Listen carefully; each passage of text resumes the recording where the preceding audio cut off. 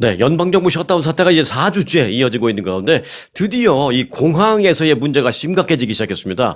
어제는요, LA 국제공항에 그 임시 운항 조치까지도 내려졌었습니다.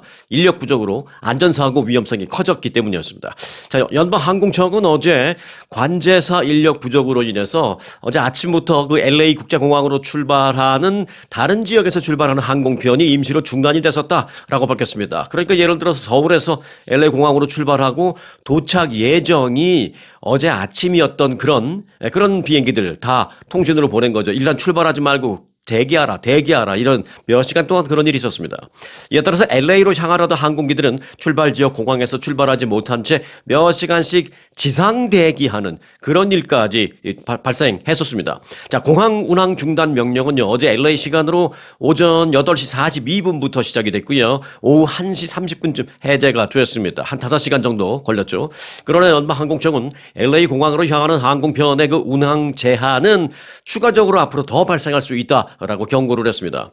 항공청에 따르면 어제 그 LA 공항뿐만이 아니었습니다. 뉴저지주의 뉴워크 리버티 국제공항, 또 테터보로 공항, 또 플로리다주의 사우스웨스트 플로리다 국제공항 등에서도 인력 부족으로 인해서 이착륙이 몇 시간씩 중단되는 그런 일이 발생했습니다. 또 지난 24일부터 사실은 이런 일이 있었죠. 지난 24일에는 애리조나주 피닉스와 텍사스주 휴스턴, 그리고 남가주의 샌디에고 공항 등에서도 같은 문제가 있었고요. 그리고 그 전날이었던 23일 뉴욕과 뉴요크, 워싱턴 DC 등에서도 역시 지연 사태가 있었습니다. 미국 공항의 항공편 지연 및 취소 사태는 앞으로 점점 더 잦아질 수 있다라는 항공청의 경고입니다. 실제로 지난 주말에 그 통계를 보면요, 지난 주말 동안 미국 내 그 전역의 공항에서 연방정부 셧다운으로 인해서 20건 이상의 항공 관제사 부족 사태가 리포트가 올라간 것, 이 보고가 올라간 것으로 밝혀졌습니다. 샤운 더피 연방교통부 장관은 어제 팍스 뉴스에 출연을 해서 인터뷰를 했는데요. 이번 주말, 그러니까 지난 주말 미 전역에서 관제사 부족 케이스가 22건에 달했다라면서 이는 셧다운 이후에 가장 높은 수치가 지난 주말 동안에 기록이 됐다라고 전했습니다. 그는 관제사들이 지금 이제 지쳐가고 있다라는 그런 신호다라고 말했습니다. 왜요? 지금 관제사 인력이 부족하니까 남아있는 인력들이 하루에 막 12시간씩 일을 하고 주말도 없이 일을 하고 뭐 이런 일이 있으니까 지금 지쳐가고 있다라는 것입니다. 특히 관제사들은 2주 전 그 급여의 90%만 지급을 받았었는데 이제 오늘 이제 또 다른 급여를 받는 날인데 오늘은 급여를 못 받습니다. 오늘은 0%. 네, 오늘 급여를 못 받는 날입니다. 더피 장관은 관제사들이 생계를 위해서 부업을 찾아 지금 나서고 있다. 그러니까 관제사들이 부족한 이유가 내가 이걸 그만둘 생각은 없지만, 그리고 이 직업 나도 사랑하지만 지금 뭐 한 달, 그리고 어찌 뭐 2달 넘어갈지도 모르는 당장 돈이 안 나오니까 당장 난 집 페이먼트 내야 되고 생활비를 써야 되고 식료품, 음식도 사야 되고 자동차 페이먼트도 내야 되고 하는데 돈이 없으니까 당장 어떻게 해요? 그 긴급히 휴가를 내고 뭐 무급이든 유급이든 휴가를 내고 다른 일을 하고 있다라는 것입니다. 상당히 많은 사람들은 이제 우버 드라이버로 이제 뭐 아르바이트 삼아서 하는 경우가 많아서 지금 관제사들이 현장을 떠난 사람들이 너무 많아서 지금 관제사가 부족하고 있다. 그래서 남아있는 관제사들이 지금 지쳐가고 있다. 그렇게 말하고 있습니다. 자, 현재 그 정상 인원보다 약 3,500명 정도의 관제사가 부족한 상황이다라고 합니다. 그래서 셧다운 이전부터도 이제 인력이 충분하지는 못했었는데 지금 현재는 상당히 더 위험한 그런 상황까지 와 있다라는 것이죠. 자, 셧다운 이후에 약 13,000명의 그 항공 관제사와 5만 명의 교통안전청의 직원들이 현재 급여 없이 근무를 하고 있는 것으로 알려졌습니다.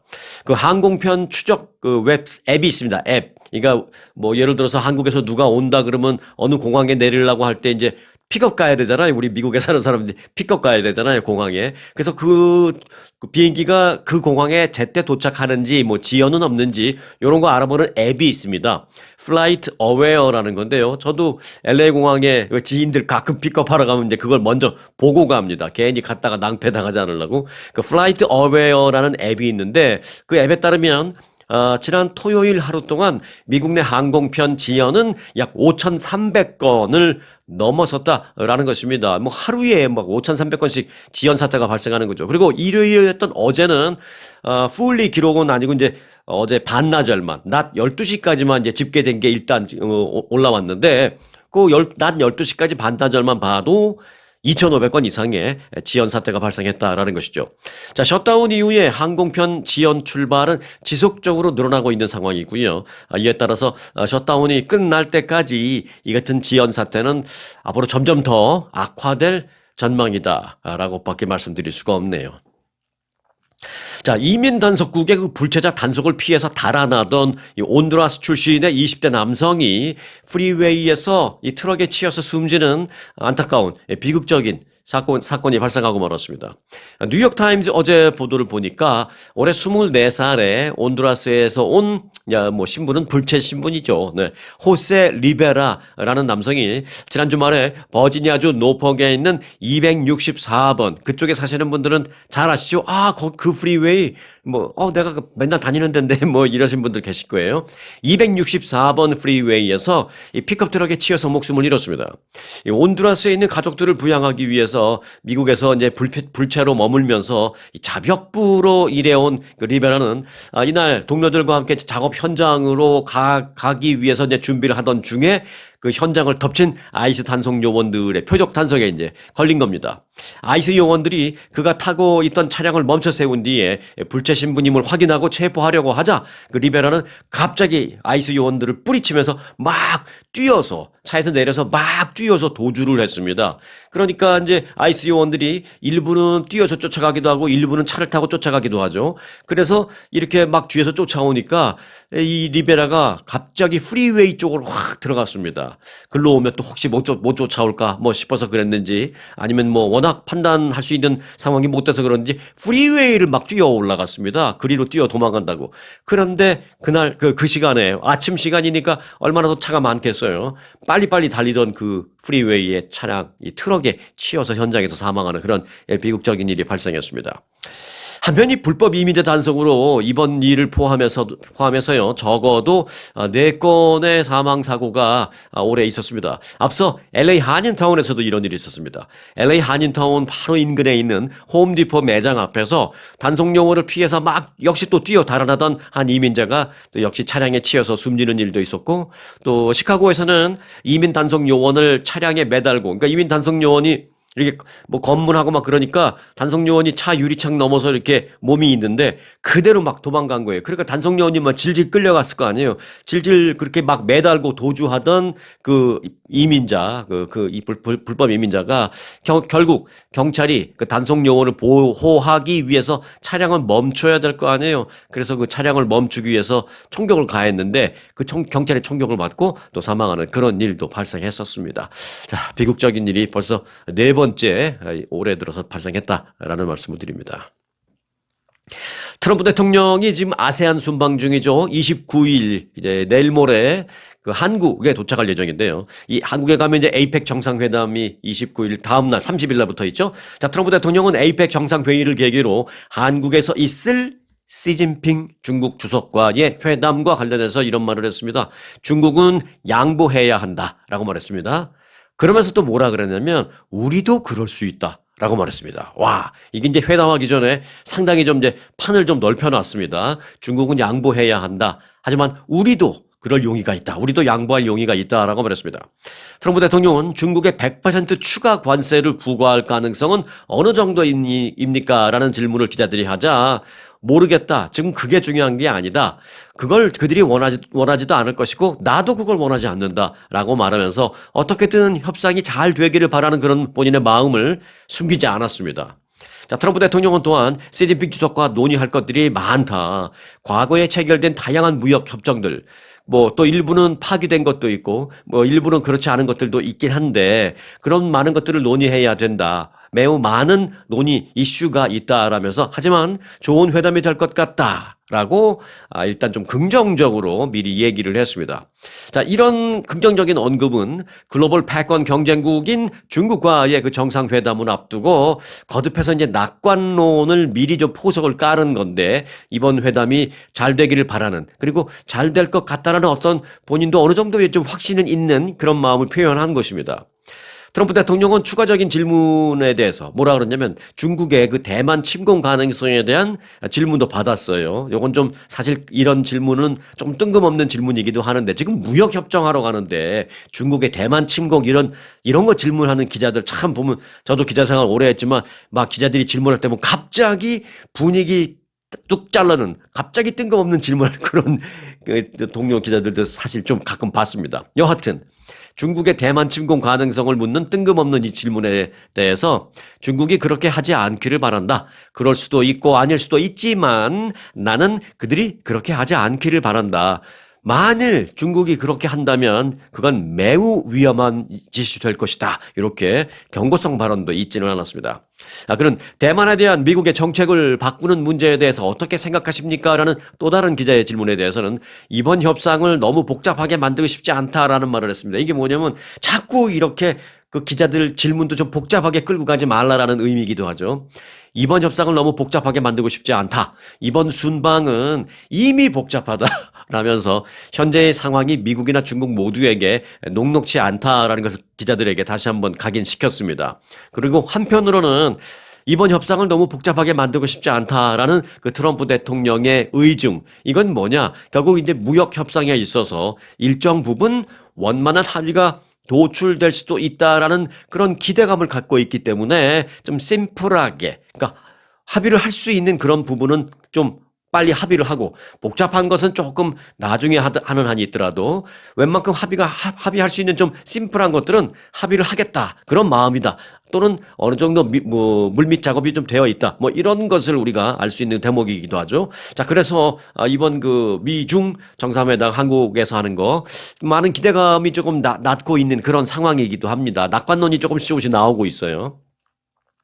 자, 그리고 추가적으로 이 아세안 지금 순방길에 올라 있는 트럼프 대통령이 북한 김정은을 판문점에서 만날 것이냐 한국 가서 지금 이제 그것도 관심사잖아요. 이제 그런 질문도 이제 많이 받았습니다. 그 문제와 관련해서 자신은 만날 의지가 있음을 여러 차례 거듭 밝혔습니다. 그러면서 북한을 뭐라 그랬냐면 뉴클리어 파워라고 또다시 언급했습니다. 그러니까 North Korea is nuclear power라고 이렇게 말한 적도 있어요. 물론 1월 달에 취임할 때. 그렇지만 엊그제 지난 주말에 이제 출발하기 직전에 있었던 질문에서는 뭐라 그랬냐면 김정은 He's a nuclear power. 그러니까 김정은을 빗대어서 그렇게 말했습니다.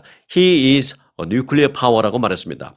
자, 그런데 핵무기라고 하면은 뉴클리어 웨펀 뭐 그렇게 말할 수도 있잖아요. 핵무기 그렇게 이제 직접적인 표현을 사용하지 않았습니다만은 뉴클리어 파워라는 표현은 사실상 핵무기를 갖고 있는 국가로 인정했다라는 점에서 상당히 주목되는 표현입니다. 트럼프 대통령이 지난 주말에 대놓고 그렇게 얘기를 하셨습니다.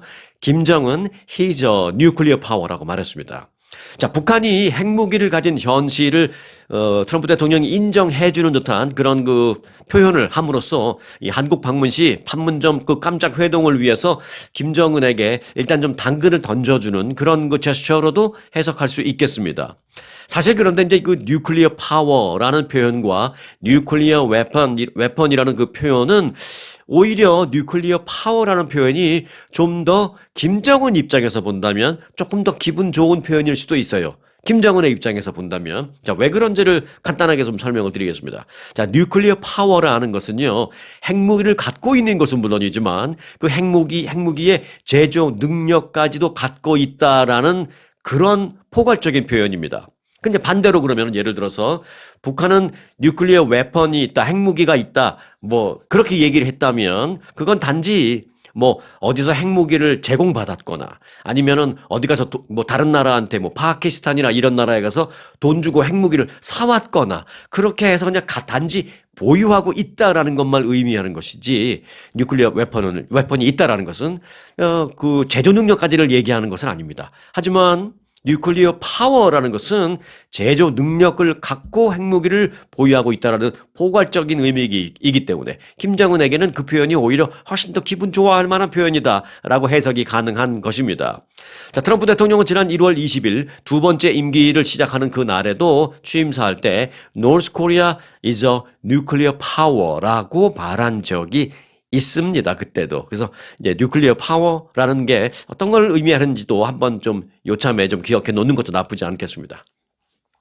자, 그런데 사실상 북한의 그 핵 보유를 이렇게 이제 무슨 인터뷰 할 때 답변이나 이럴 때는 마치 정말 그 핵무기를 갖고 있는 것처럼 얘기는 하지만 이게 그러나 어피셜하게 미국 정부 차원에서 또는 유엔이나 전 세계 국제적으로 북한을 핵무기 보유국으로 인정하는 그런 어피셜한 어나운스먼이 나온 적은 한 번도 없습니다. 그럼 왜 그럴까요? 뭐 일반적으로 뭐 대통령이 인터뷰하거나 말할 때는 사실상 갖고 있는 것처럼 말하는데 왜 국제적으로는 official announcement가 없을까요? 네. 그럼 북한 핵 보유를 인정하지 않는, 공식적으로는 인정하지 않고 있는 그 이유를 좀 짚어드리겠습니다. 먼저 제일 중요한 게 이겁니다. 핵 확산 금지 조약 NPT라고 하죠. 그 핵 확산 금지 조약 체제의 붕괴를 막기 위해서입니다. 국제사회는 핵 확산 금지 조약 그 NPT 체제 하에 있습니다. 그래서 이제 이를 통해 국제적으로 전 세계적으로 딱 5개 나라만 핵을 가질 수 있다라는 NPT 체제 그 조약이 있습니다. 그게 뭐냐면 5개 나라, 미국, 중국, 러시아, 그리고 이제 영국, 프랑스.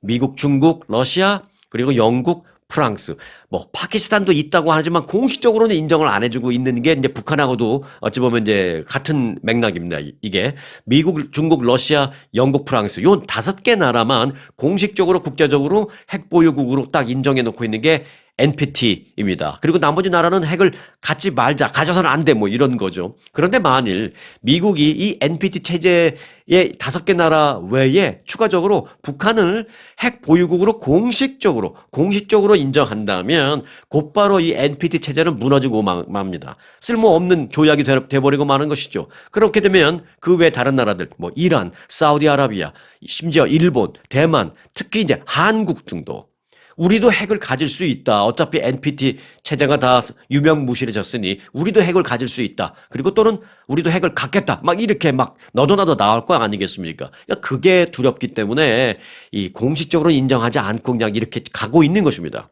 즉 미국 입장에서는 북한 한 나라를 인정해주면 전 세계 핵 확산 도미노가 시작된다라는 그 두려움이 있는 것입니다. 자, 그리고 이제 하나 이유가 더 있는데요. 두 번째 이유로는 한반도 및 동북아시아 군사 균형이 무너질 수 있다는 우려 때문입니다. 북한이 공식 핵 보유국이 되면 한국과 일본의 핵 무장론이 현실화될 가능성이 높습니다.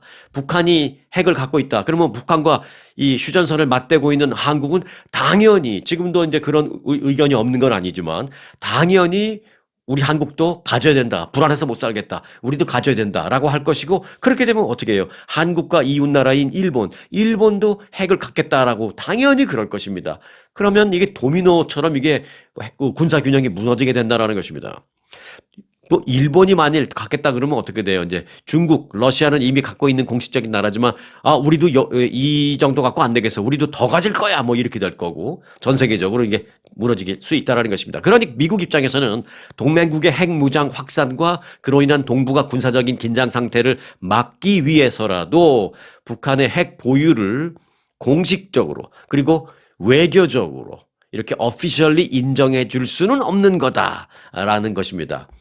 하지만 이제 트럼프 대통령은 노스 코리아 이즈 뉴클리어 파워라면서 사실상 북한의 핵 보유를 인정하는 그런 발언을 여러 차례 했다라는 점에서 추후 앞서 어떤 그 우려했던 제가 말씀드렸던 그런 우려되는 사항 그런 부분들이 좀 불거지지 않을까 주목되고 있습니다. 뭐 예를 들어서 당장 한국에서도 일부 여론에서 아니 트럼프 대통령이 북한을 뉴클리어 파워라면서 사실상 뭐 핵무기를 갖고 있는 것으로 인정을 해버렸는데 뭐 공식적인 어나운서가 나오고 안 나오가 그게 무슨 소용이냐. 미국의 대통령이 북한을 핵 보유국으로 인정하는 말을 했는데 그렇다면 우리 남한도 우리 한국도 가져야 된다는 의견이 불거질 수 있는 더 세게 나올 수 있는 명분이 되는 거죠. 그래서 트럼프 대통령의 이런 발언들이 앞으로 좀 더 추후에 어떤 영향을 미치게 될까 이건 상당히 좀 주목되는 그런 부분입니다. 자, 트럼프 대통령의 책사로 오래 활동했던 스티브 배넌이라고 아시죠? 스티브 배넌이 트럼프 대통령의 3선 대통령 도전을 위한 비책을 갖고 있다. 뭐 이렇게 말해서 지금 관심을 끌고 있습니다. 스티브 배넌은 영국 이코노미스트와의 인터뷰에서 트럼프 대통령은 2028년에도 대통령이 될 것이다. 사람들은 거기에 익숙해져야 할 것이다. 그리고 받아들여야 할 것이다. 이런 말을 했습니다. 그래서 이제 진행자가 왜 그런 말씀이 가능한지 모르겠습니다. 그 누구도 미국에서 대통령을 두 차례를 넘어서 대통령직에 당선될 수는 없다라고 규정되어 있지 않습니까? 수정헌법 제22조에 그렇게 되어 있는데 무슨 얘기를 하시는 겁니까? 라는 이제 질문을 하자 스티브 배너는 수정헌법 22조를 우회할 수 있는, 우회해서 세 차례 대통령이 될 수 있는 다양한 대안이 나에게는 있다. 적절한 시기에 그 계획이 뭔지는 내가 밝힐 것이다. 하지만 지금 내가 그 계획을 지금 밝히지는 않을 것이다. 트럼프 대통령은 그래서 2028년에도 대통령이 될 것이다. 이렇게 말을 했습니다. 자, 스티브 배너는 그 우회에서 3선 도전을 할 수 있는 방법이 무엇인지 지금 말할 수 없습니까? 나 진행자가 하자. 지금은 구체적으로 밝힐 수는 없다. 때가 되면 밝히겠다. 이렇게 말을 했습니다. 그래서 이제 트럼프 대통령 본인의 입장도 궁금하죠. 트럼프 대통령은 이제 이런 얘기가 측근들 사이에서 나올 때 본인이 그래, 거봐. 그러니까 나 할 거야. 이렇게 안 하죠. 표정 관리, 또 이제 입장 관리를 잘 하면서 좀 약간 좀 애매한 스탠스를 취하고 있는 게 트럼프 대통령입니다. 농담했다가 진담했다가 어쩔 땐 이게 농담인지 진담인지 모르게 살짝 애매하게 과거 그 공개적인 석상 또는 뭐 비공개적인 석상에서 종신 대통령을 수행하고 싶다 이런 말을 한 적이 있어요. 그래서 그 사회자가 좀 진지하게 물어보면 농담인 것처럼 그냥 한 소리야 뭐 이런 식으로 이제 좀 넘어가는 그런 모습을 그런 스탠스를 취하고 있는데 지난해 대선 때죠. 지난해 대선 때 그 2024년 이번 대선, 그러니까 그 대선 후보 때 이번 대선이 당신의 마지막 대선이 되겠느냐라는 뉴욕타임즈의 기자의 질문이 훅 들어갔어요. 그랬더니 트럼프 당시 대통령 후보, 그때는 이제 후보니까 뭐 그렇게 했는지 모르겠습니다만 아마 그럴 것이다. 뭐 이렇게 얘기를 했죠. 하지만 그 이후에 조금씩 입장이 바뀌는 것도 사실입니다. 자, 그럼에도 불구하고 여하튼 이제 주변에서 계속 트럼프 대통령이 차기 대선 출마 가능성을 완전히 차단하지 않고 측근들의 여러 가지 이제 얘기가 나오고 있는데 이에 대해서는 이제 두 가지 분석이 나와요. 실제로 그걸 우회할 수 있는 그런 어떤 법이라든지 뭐 우회할 수 있는 방법이라든지 뭐 이런 걸 찾고 있다라는 것도 사실입니다. 예를 들어서 아주 좀 우스워 보이는 소리이기도 하지만 이런 얘기도 있어요. 제이디 벤스 부통령을 다음 대통령 선거 때 내보내서 당선시키고 당선시키기 전에 제이디 벤스가 대통령 후보로 나가고 트럼프 대통령이 그때 부통령 후보로 나가는 것도 좀 웃기지만 그런 시나리오도 있습니다. 법적으로도 가능하고요. 그래서 이제 예를 들어 당선이 되면 제이디 벤스가 대통령이 되고 트럼프가 부통령이 되잖아요. 그런데 자연스럽게 제이디 벤스가 사퇴하는 시나리오입니다. 사퇴하면 부통령이 권력 서열, 승계 서열 1위니까 자연스럽게 부통령이 대통령이 되니까 자연스럽게 대통령이 되는 시나리오. 이건 뭐 법적으로 문제는 없습니다. 좀 우리가 받아들이기가 좀 그래서 그렇죠. 뭐 이런 시나리오부터 시작해서 뭐 여러 가지 시나리오가 많이 있습니다. 그러니까 우회하려고 맘만 먹으면 여러 가지가 있기는 있다. 뭐 이런 겁니다. 그런데 그런 그 분석 외에 또 다른 분석이 있어요. 사실 트럼프 대통령이 나이도 있고 그래서 실제로 다음 또 대통령 하는 것에 대해서는 그렇게 관심이 있진 않지만 뭐 자기 측근이 대통령 되는 것에는 관심이 있겠지만 본인이 한 번 더 하는 건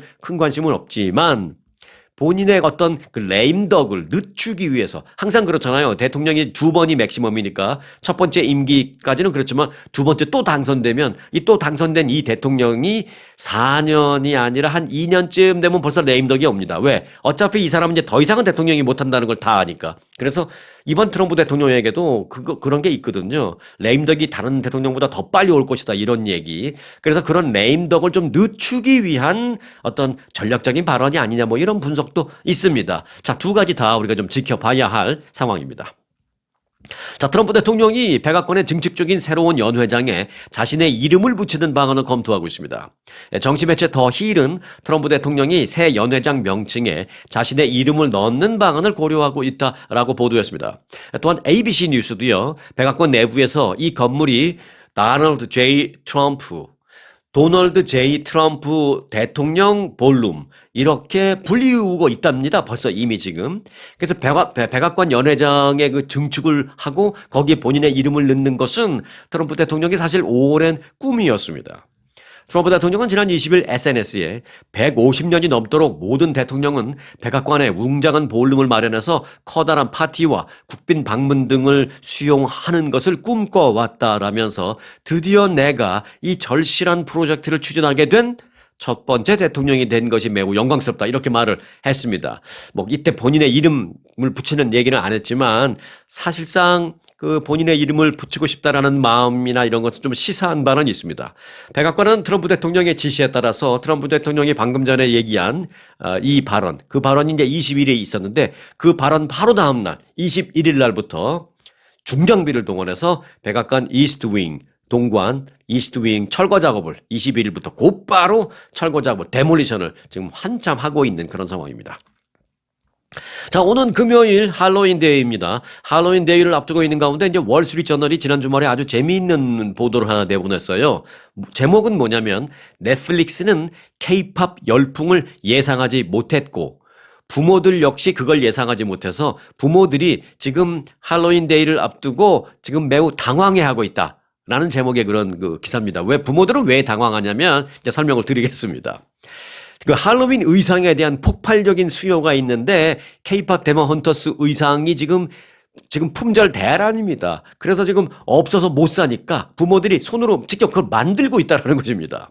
할로윈데이 때 헌트릭스나 사자보이스 등의 의상을 입고 싶어하는 아이들이 너도 나도 많은데 부모들이 이런 의상이나 이런 그 K-팝 데몬 헌터스에 나온 의상이나 소품을 구하러 샵에 가봤더니 이미 다 팔리고 없는 거예요. 그래서 지금 발을 동동 구르고 있다라는 게 월스트리트저널의 보도입니다. 온라인에서 구할 수 있는 상품은 대체로 이미 다 동났거나 또는 아주 품질이 조악하고 이런 신뢰할 수 없는 그런 것들만 일부 좀 남았다라고 합니다. 그러니까 아이들은 나 이건 싫어. 이건 싫단 말이야. 아이들이 그러니까 부모들이 이제 아주 당황해하고 있는 거죠. 그리고 어떤 것은 나 이거 좋아. 나 이거 살래 하고 딱 봤더니 배송 기간이 이미 2주, 3주 걸린다. 뭐 이렇게 나오는 거죠. 뭐 할로윈데이 다 지나고 아이들이 받아봐야 아이들이 막 울고 난리가 나는 거예요.